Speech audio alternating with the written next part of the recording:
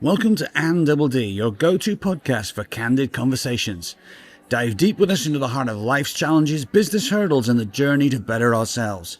Join us in exploring the art of living intentionally, finding balance, and enhancing not just your life, but your business and leadership skills.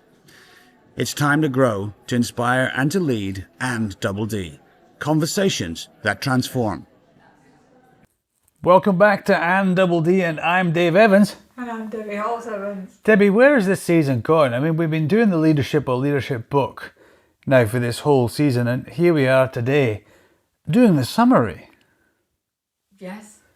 It's not really, it is a summary. Yes, it's a wrap-up. It's a seasonal, yeah, because season 6 is due in August, so very exciting. We got to get ready, Debbie. We've got to get ready. So, how do you want to do this summary of the Leadership book? Okay, so I think it's important to just share how the book has been put together because it's quite unique in its context. So me and you are ferocious learners and unlearners, and we read a book called Smart Brevity before you re-edited and rewrote this one, and that was allowed us to actually start to look at information differently. So part of that was the structure, so why, what, why. And also, one of the things that we've put in here is the go deeper. So that's the tools and techniques and the resources that you share with everybody. The other bit was about us working out our different learning styles. And first and foremost is that you don't particularly like detail and sitting there and reading a whole thing. You even listen to audio books at speed 2, all that kind of stuff. Yeah. So I decided that we would have a speed read. Debbie decided. Section. I did decide this. It was a great idea. It's 15 pages long. But it's like a Blinkist in the book. It is like a Blinkist in the book, which or any other speed reading. Yeah. So what we've done is in 15 pages, which I think is pretty impressive actually, we've summarised the whole book. Now, the other part of the book that we haven't touched on in some of the episodes is the interviews. So every single chapter has got a live case study interview, which was from the historics of previous people. So they give you an update of things that they've done and elements that they've applied from the book. So it's all live, and that's at the back in the interviews. Also, can I just throw in here, whilst I'm just talking and you're just flipping through the book, that we've also now got a super value, I think it's $2.99, it's like cheap as chips, ebook that Leadership is now available as well. So if you don't want to buy a hardback. Now, depending where you are in the world, Debbie, chips could be crisps. Chips could be crisps. And crisps could be potato irrespective fries. It's actually really good value for money. So what I'd like to do for this finale is I'd like us to literally go through the speed read and summarise and highlight so the key things that you take away from your book. Or just some thoughts. Just do what here's one to start, right? You were talking about the interviews, right? Yes. George Powers, who's I think the first interview was the summary. He did do a summary. He did do a summary, and we interviewed him again as some of the recordings for this season. But what I loved about that initial conversation with George is when we both had that shared discovery stimulated by him about hopes in the wrong order of fear, and fears dominating the way the world thinks today. It still is, and we all need to do our little bit to put hope at the right side of fear, to put hope first, faith second, and get rid of bloody fear. All right. The other thing I just jumped into my head was as well is if people have really enjoyed this and taken on in the information that we share, every single week we have a newsletter. We call it the Toothbrush Times because it's readable in under 3 minutes, so it kind of ties into this speed read as well. Yeah. So if you do want a continuation of this, just sign up, go to www.and-coach.com because we're a coaching company and we coach. So www.and-coach.com, sign up for the newsletter, Toothbrush Times. It's super fun. I love it. You do know you don't have to say www anymore. No, I don't. You just go and-coach.com. Okay. What? Yeah, and-coach.com. That's nice. Yeah. You leave the W's out, Debbie. That's fine. See that stretch right there? You did it. Well done. Thanks. Anyway, the first thing I've read in this, which I really like, considering that I pretty much put this bit together, just taking some of my own pride there. Consider this your express lane to leadership or Leadershit and Leadership 2.0. I love it. I like that. That's Yeah. quite good. It's like we've never read it before. These things are quite really funny. We spent hours on this. Right, so unlearning leadership or leadership, the challenge of leadership 2.0 and rethinking leadership as we've known it. And that's the idea. And we're going to whiz through that. First and foremost, Dave, gentle reminder, just tell people what leadership 2.0 is. Modeling the leadership required of our time, regardless of the consequences. Now, let's be really clear. That's not going around telling everybody that they're shit and being rude and disrespectful. It's you didn't need to put it like that, Debbie. That's leadership in itself. It's not taking advantage. It's not doing your own thing. It's not justifying your own hype. It's not ego.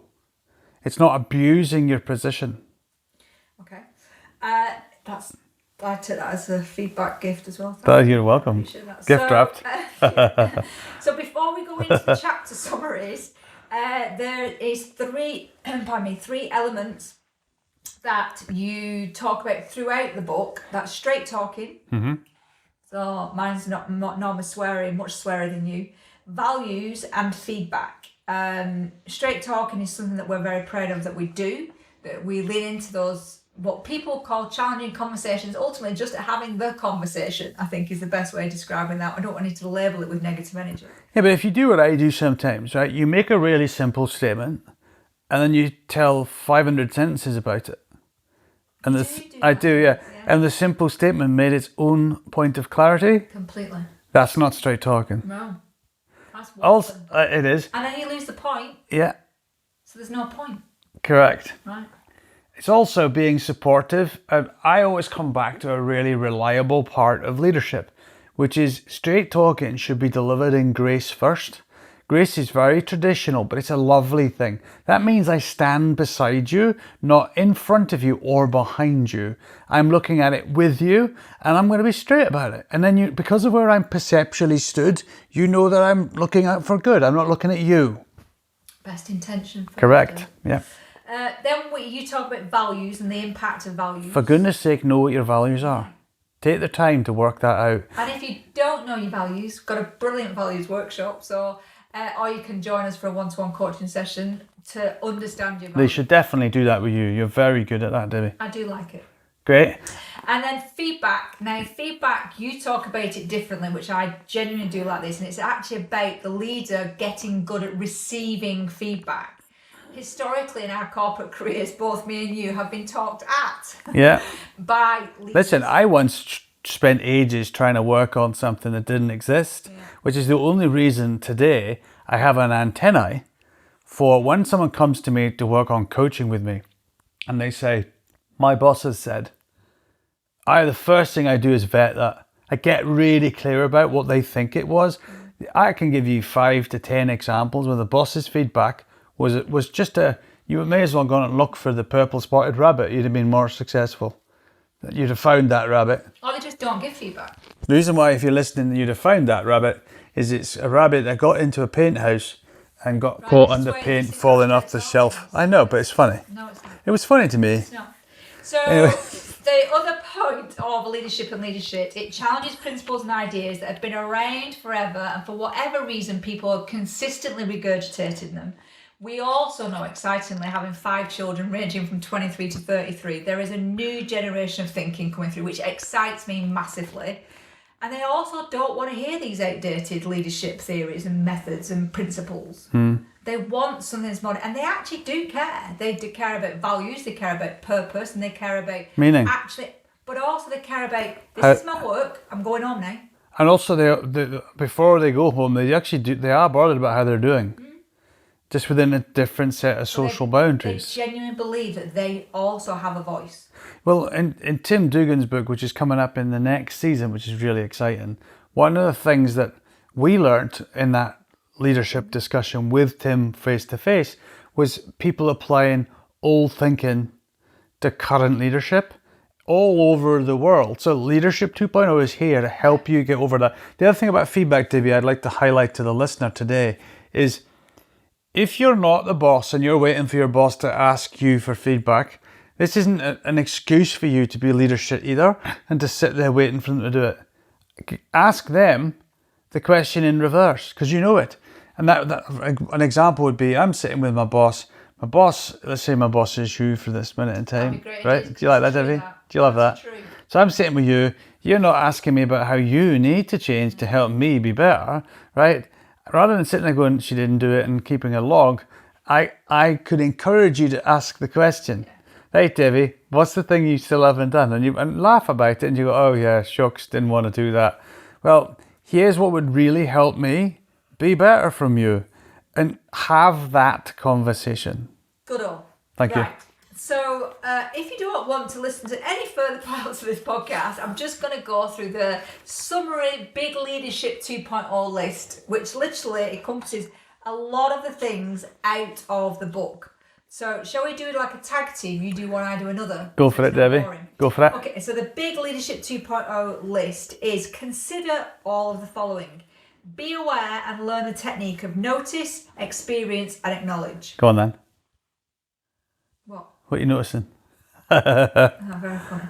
Okay, you? Well, does it need any further definition or not? No, because, well, yeah, go for it then if you want to. It is in it's in the first chapter. So people can read it. Okay. Yes. Understand how to maximize personal potential. That's your personal potential. Unlock your peak performance and how to deal with interference. That's Leadership 2.0. Remember, it will feel fake and uncomfortable at first when you are building your new leadership traits. That's the reason to stay the course, Debbie. Yeah. Unlearn selfishness in leadership, as you cannot give what you don't have left. True. Develop your leadership as to lead others. You must lead yourself. Absolutely. Get feedback, ask for it, and get 4 perspectives, at least 4 perspectives. Have your own daily best self checklist. Definitely. Get good at being still. Learn and share that our brains wire themselves into their surroundings. Big one around neuroscience. That's Mahusiv, actually. Yeah. Know your personal success motivators. Be mindful of digital influences and interferences. Here's one, Debbie. It's right up Ann Coaching Street, right? Are you ready? Have a daily mindset routine. Okay, I'm not sure why we went into kind of still game voice. Well done for recognising it. It was Tam. What was it? It was Tam. The owner of the communications is the owner of the result. That's a big one. If you said it, it's your job to make sure somebody understood it. Inspiration leads to action, which is nowadays called Inspiration. Correct. Acknowledge the power of feelings. Huge.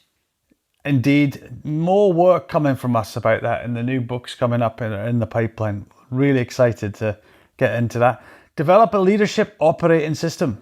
Brilliant. Consider, which you've literally touched on right at the beginning, hope versus fear. Thank you, Gio. Know the why factor of you, your business, and your team's people. Know your evolution and revolution definitions. Yeah, no more change. Let's kill that and let's focus on small incremental evolution. Find examples relating to your business or industry and share them. This is what people don't do. They don't share this stuff. No, they don't. What is your leadership pace? What leadership illusions do you have? Stop leadership lying.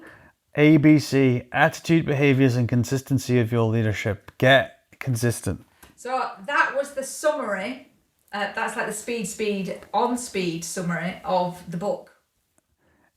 When Debbie meant on speed, she meant being on the bus, Speed the movie. Being on the bus, I just meant as in... Limitless. Yes. That's it, yeah. Okay. Love it. I didn't mean the drug. All right, so I similarly want to go through chapter 1. And again, each chapter, which is about 30-40 pages in the book, is down to a page and a half, if that. So first one is authentic or fake, and we talk about the technique, notice, experience and acknowledge, and seeing and learning realities and playing back at the experiences. We talk about Tim Galloway, where he talks about personal potential, peak performance and removing interference. And also one of the highlights of authentic and fake was remember interference takes lots of different forms. I think we can get very stuck in just one singular look at what actually really is interfering in everything that you're doing. And I think we said it in that super list, is it's going to feel uncomfortable when you're testing, experimenting and trialing different styles of leadership that you may not have tried before. Love it. That's a good summary, Debbie. Thanks. Selfish or selfless is our chapter 2. Now, originally, Dave, we used to call these faces, didn't we? When you first wrote the book, there were different faces. And I think I do still like the faces because it makes you more self-reflective. So selfish or selfless is about getting feedback, receiving feedback, and considering wider perspectives. And as you said in the summary before, 4 perspectives. What is the perspective of someone who agrees with you? What is this perspective, I'm going to keep stumbling on that one, of someone who disagrees with you? What is the perspective of someone who's undecided and That's funny. on the fence? Go on. And the perspective of someone You did it, who Debbie. doesn't care at all. You did it. Yeah, and the power of that and why it's linked to selfish or selfless is when we are selfless, even though we think it's a really nice thing to do, it's actually full of loaded bias. Good news, Debbie. Yes. It's time for a cycling story. Oh, great. Many years ago, I was cycling with some friends in the Alps, and we'd done this big, massive ride. We were there for a 5-day training camp, and I'm going to go fast, but I had to show you an act of selflessness that was really kind of me, but there was a reason why. I had a cheat code that day that I didn't even know I had. So we went out to do a dry run of something called the Marmot, which many years I went on to complete and finish. But on the day and over the 5 days, I'd had the flu. So I'd waited to go in this training camp, you may recall it, and then I was really unwell when I went, Debbie, right? And don't switch off, this is live, right? Anyway, I had the flu on a cycling trip at altitude. On the final day, a friend... I'm married to you. I know that. On the final day, we did this big ride, and I had loads of supplies left on my bike, and a friend of mine, Sean, literally it's the furthest he'd ever cycled. He's since gone on to do an Ironman. And we were going up Col de Gondon, and he was literally completely knackered. He was at his limit, and I spent the next 20 kilometers giving him my food, which is considered to be selfless. Now remember, I had a cheat code. The French pharmacia had given me some kind of liquid to drink for my flu over the 48 hours before. So on that ride particularly, I don't know what was in it. I felt fantastic. The peak performance, Debbie. I've never questioned since what was in it, and they were all wrecked when we got back to the hotel, and I felt good. But that's a unique scenario. So I was able to be selfless with nothing left. In every other situation I've experienced in my life, as a leader, you cannot give what you haven't got. You have to stop yourself. You have to reset, refuel. You have to meet the demands of what's in front of you to be able to be selfless by taking care of yourself first. And if you don't take care, the shadow you cast is negative. It's leadership. Others won't take care either. Okay. Chapter 3. Just a gentle reminder, it's a speed read. So, chapter 3 or phase 3, motivation or mindset, and there's some really great ones in here. Personal success motivators, so understand what they are for yourself and for others, and the only way you're going to find out others is actually having the conversation. We talk about something that I really like about influences and interferences in this, about that's what can affect your mindset. But there is a statement here which I would like to read because I think it's brilliant. Leadership 2.0 is a new look at leadership. It comes with a pre-loaded mindset, one that asks you to consider a simple idea that all humans across our planet are entitled to the same human rights, all humans being equal in their dignity. Leadership 2.0 is asking us all to stand up for this and put down our conditioned prejudices and move to a place of leadership evolution. Boom. I think it's more than a boom though. That makes me want to stop. That makes me want to cry. Because I experience daily in one shape or form or another stories from people online, in articles that I read that don't have that. We have also got the most incredible, moving and powerful interview in season 6. Can't wait. I can't wait. Which is, to me... It's going to challenge it head on. Yeah. It's going to challenge it head on. We've met some incredible people. And I think that's another part of this, is mindset is a stimulus. It opens up. If you have an open mindset, you are going to, by default, bring these things to you. So it helps with your leadership as well. And then personally, consume on this Charles F. Hannell affirmation. I am whole, perfect, strong, powerful, loving, harmonious and happy. I think I actually did it wrong. That's quite funny. Oh no, it says strong twice in the book. Does, yeah. Yeah, that's because you're double strong now. Okay, so on that note, we're going to go to chapter 4 or phase 4, connected or cut off. And the headline here is no communication is communication, as no action is also an action. So we've got to be very aware that no communication creates its own noise. And I think people have got to be aware of that. If we don't have those conversations and we don't connect and communicate to people, it causes bigger issues.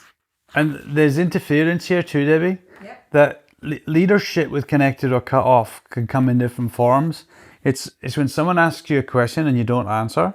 It's when somebody asks you about something that you can't say because it's confidential, but you don't really say anything, and then they see your facial expression. They realize that you can't say. They don't realize that, but they realize something wasn't said, and you're still communicating.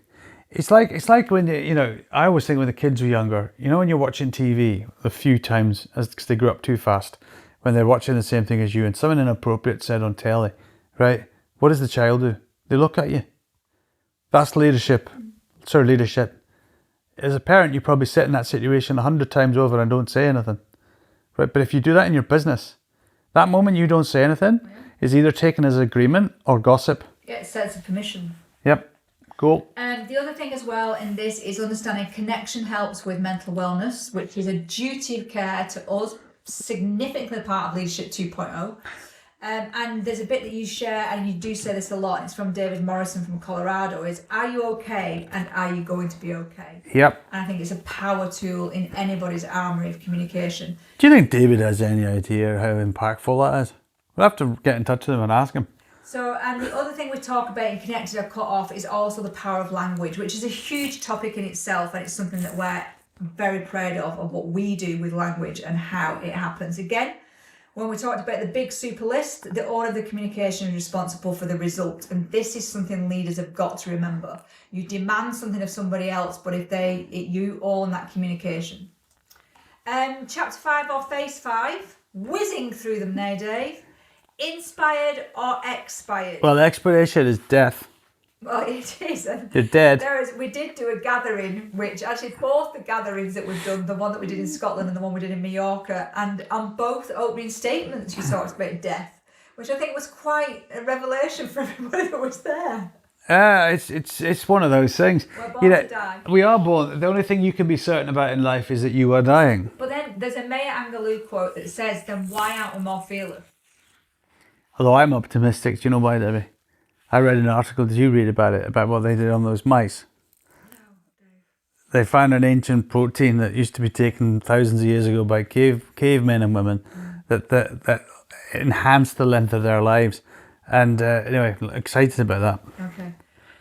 Inspired or expired, another tangent, is a new truth that defines Leadership 2.0 is, are we creating the space for people to thrive because inspiration is the secret ingredient? Now, we talk about inspiration, which is an enhancement of this, and we really do challenge that inspiration is only inspiration if you take an action. And we give the example of you go to a TED Talk or you listen to a talk and you leave and you go, oh, I'm so inspired, yeah, I'm buzzing, yeah, this is amazing. And then literally stop and you do nothing. Have you ever actually said that? Yeah, can I just clarify, just for the listeners? Debbie, can you imagine? I'm just trying to imagine you coming out of any type of video webinar going, I'm buzzing. That's really funny. No, I've definitely never ever said that. But it's true. It is about giving, I think, the space back to hope and faith. Okay, so there's a couple of points that I want to make sure that we don't miss here. One of them is the leadership operating system. Yep. And understanding that inspiration or expiration based operational system is working regardless of any decisions you make. So it exists anyway. Yep. So it's just being aware of that. And hope versus fear. So we argue about this and we challenge it, question it all the way through the book. One of the things I remember you wrote in COVID as well was when we were working with our clients, helping them through and navigate some of the complexities they were dealing with. That mattered to me. An acronym that you created. I can't remember what it was about for hope now. That was in there too. But tune in, we'll tell you soon. Yeah. I can't either. Meaningful or meaningless. I think there's. So that's the next chapter, Dave. You've moved on already. I have, yeah. Okay. I still think of Dead Poets Society and the late Robin Williams. What a beautiful movie. You know when there's movies like that, The Greatest Showman is another, where you pay attention to the language in it and you realize how powerful it actually is. But that powerful play goes on, will you contribute a verse? Just points to this personal sense of meaning. It doesn't matter whether it's a big mission to change the face of the earth and the way we see something, or whether it's simple as getting your little bit in it right. I actually think both are as equal as each other. It's knowing what your meaning is. If you're leading people, knowing what their meaning is, and being open that if they don't want to tell you, you ain't connected enough. So go back a chapter, right? But if they do tell you, respect what they tell you and see how you can impact it for good. Also, understanding, I'm one of these that rolls her eyes as a cynic and a bit of a pessimist when it comes to these. No, you don't. I am. No, I don't believe you. Meaning is one of those that it's been taken into, it's. Do you know if you rolled your eyes right now, I'd be buzzing. You were saying. So meaning is personal and relative to the individual. What we do is we project our own meaning onto other people. And I think you said it in the last episode about just be aware that not everybody's on your map. Actually, most people aren't on your map. So it's making sure you understand what's on somebody else's map. We talk a little bit about money in Meaningful or Meaningless, and we challenge some of the elements around it and what it means to you as a team and business and how do you communicate it. Chapter 7 is one of the things about understanding revolution or evolution and what it means in your business and the translation. And I think the fun bit I like about this one is the definitions of evolution and revolution, because they're so similar. And I think people do put them together and they are definitively different. Yeah. And we explain that in detail of understand how you're evolving in your business. And then what are those dynamic revolutionary things that you're going to put in place? And there's examples about software, behaviours, even if you want to rebrand or restructure your business. And then the other thing we talk about is revolution is about pace, because they're two distinctive types of pace. They are, but do remember that revolution is usually at the beginning of something or at the end. At the beginning is because it's never been done before, and at the end because your market's changed so much, if you don't, you're finished.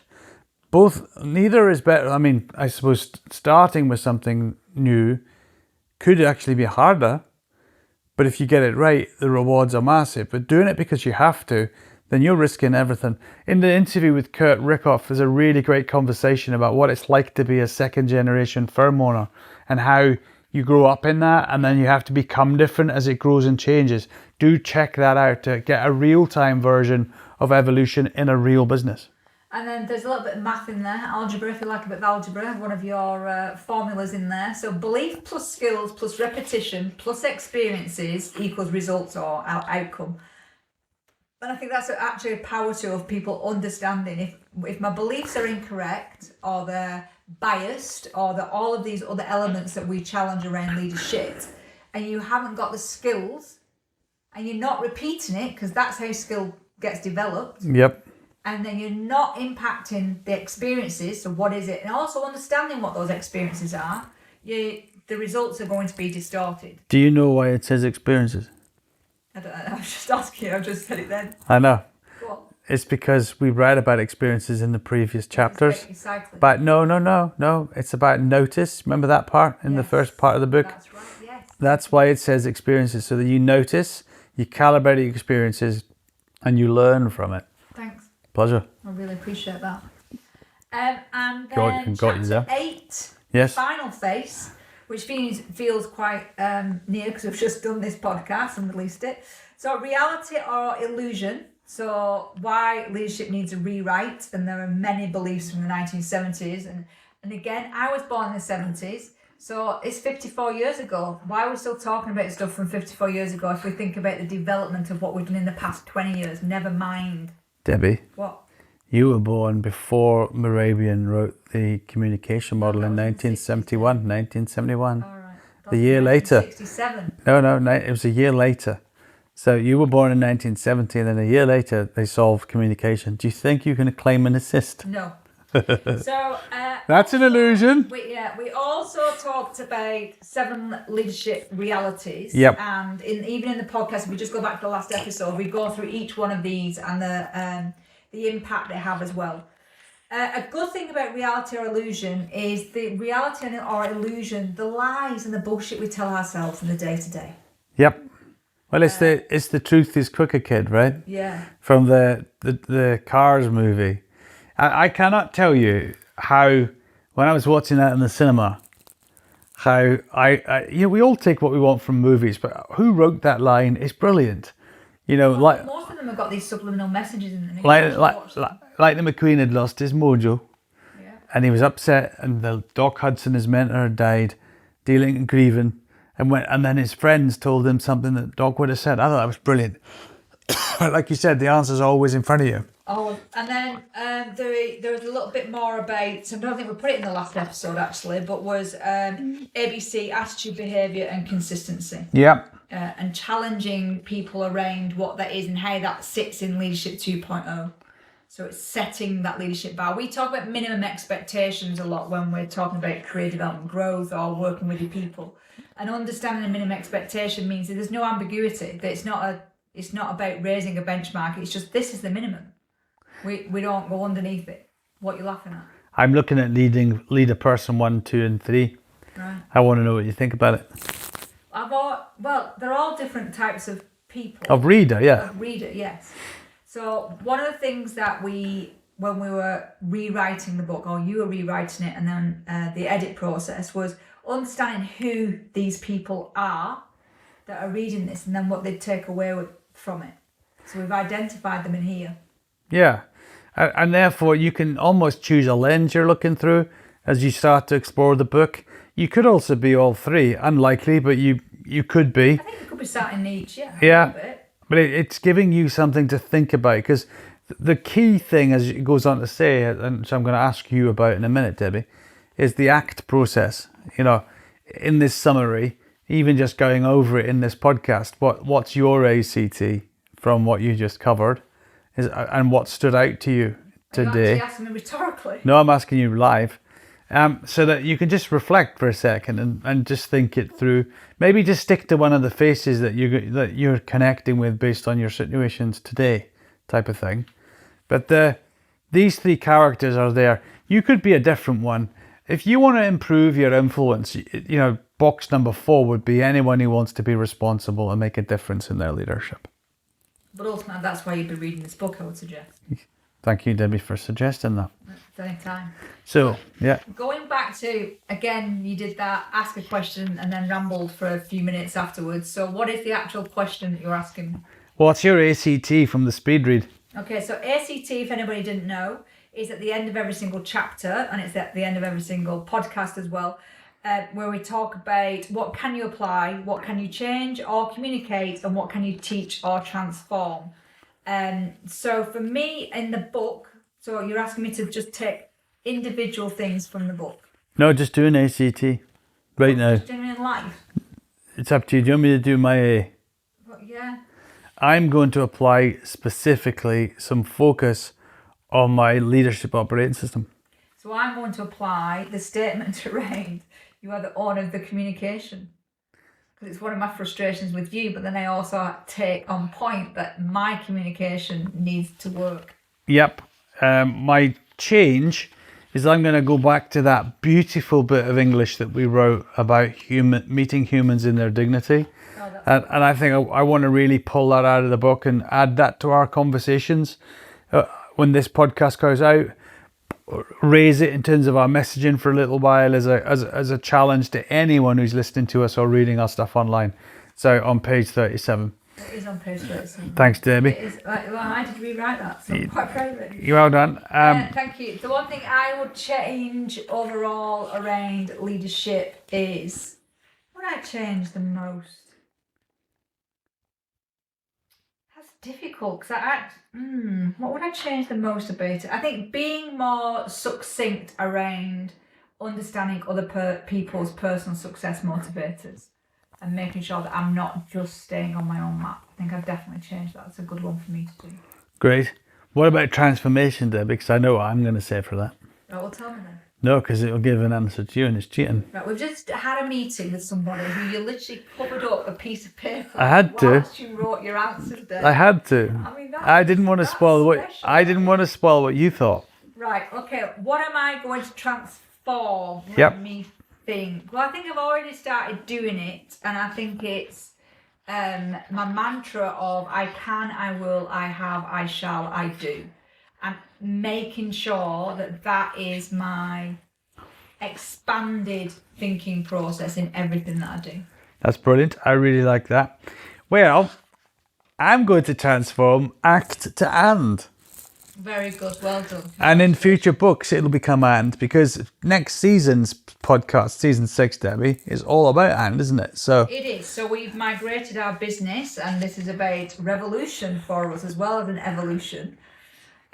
Is that and is our brand. Yeah. And is also an acronym. So and is about taking action. I nearly forgot then. I had a menopausal woman. Taking action now and doing something different. I also did write about the brand because I was doing some work on our marketing strategy, and part of it is about what it's in lowercase. It's in lowercase because it's about modern leadership and not staying in old forms of leadership. So we're challenging people and kind of annoying people in that disruption element. But it's also got a full stop next to and the reason is that bit should never be dismissed, because the full stop stays there is because we really coach people to stop. Yep. Because they move faster, they're more productive, they're more effective. But people don't stop because it's such a contradiction. So just to clarify, because I think what you said there was nearly right. The full stop is vital. Yes. If you want to go faster, the only way to do it is to stop first, to work out how are you going to do it? You're going to go faster. The other great thing from the book in the summary today. That was a sigh because that was another correction. It was a fun one though. Okay. It was a fun one. I hope, hopefully after it, you can be buzzing. The recommending reading at page 325 of the book is worth a look. Some great suggestions in there. There are even more since this has been done, but books that have really influenced our thinking. And I'd also like to give a huge thank you to the people who took part in the interviews. You know, I think back to all of those conversations, from George Powers at the top right the way down to Colette, our global chair, at the bottom of the list, and everyone in between, Eric, Hayden, Barb, Tammy, Vince, Rebecca and Kurt. We had some great conversations about leadership versus leadership and each chapter. And I think that adds a lovely element to the book for people to go and have a look at. What did somebody actually say, having read it, and what difference did it make for them? I think there's a big part for me here is that coaching, people talk about it not being tangible, and I think this is ultimately a demonstration is that it's a very tangible thing. You do things, you put them into place, you're going to test and trial and experiment with them. It's really important. Can I just also add 2 books that I really do want people to read as well? We built a library in our own home because books are a significant part of our life. Aye. Our continuous. What are they? There are 2 books. There's Tim Duggan, Work Backwards. So, yeah. And there's also Stephanie Harrison and the New Happy. And we've just had a global gathering in Mallorca with people who came to see us from lots of different places. And they played a pivotal part in some of the conversations that we had, along with working out whether you were on survive mode and stuck on it, and all the reasons why, in addition to identifying your conditions to thrive. So this has been a fabulous season, isn't it? Looking at leadership or leadership. Yeah, I think it's been good, and it's been nice to go through the book in this amount of detail as well. So take your time, listen back to this, play around with it, and we encourage Share it you. with your team. Yeah, share it with your team. Create discussion groups. And here's a funny point to finish with. One of the great things about this book, if you are working for someone who you think needs to work on their leadership, and whilst you're working on yours, and you don't know how to tell them, buy the book, sit there with it facing them on the next coffee break, and when they notice it says Leadershit on the cover, use it as a trigger to have the conversation you always put off. Debbie, any final thoughts about Leadership or Leadership Season 5? No. None at all. Have you had all your says? Are you going to feel like inspiration after this? Yeah. We just want to encourage you, join us in the global evolution of leadership. It doesn't matter whether it's called 2.0. It doesn't matter what we decide to label it. What we can all agree on is that there's an opportunity in your next engagement with another person, in your next silent moment with yourself, to make the next moment better. If we do that, Leadership 2.0 has a chance. Remember, let's put faith above fear. Let's put faith, enabled by hope, into play so we can all make a difference, one person at a time, to influence the many. Now, you know when sometimes you go to see a comedian play and they're on stage and they do the fake encore and they go off and then the audience goes, "We want more, we want more." What do they say, Debbie? Well, they just clap their hands. They don't actually. And then they cheer them back on. I've never heard anybody say, "We want more." It's because you were too busy buzzing from what you just watched, I think. That's what was happening, Debbie. So we just did a bit of I made an error signing off that season. So we're going to now finish it with it. Final episode of the season. That's another error, Debbie. It's the final episode of season 5. Yes. Anything else you'd like to say, Debbie? Yeah, that's it. Are we back to the no moment again? Yes. Yeah, we'll finish it nicely. This has been &DD. I've been Dave Evans. I've been Debbie Halls-Evans. Every success with your leadership. Thank you for tuning in to &DD. For ongoing inspiration, follow us at @Scott on Instagram and online. Keep going, keep inspiring. Until our next episode.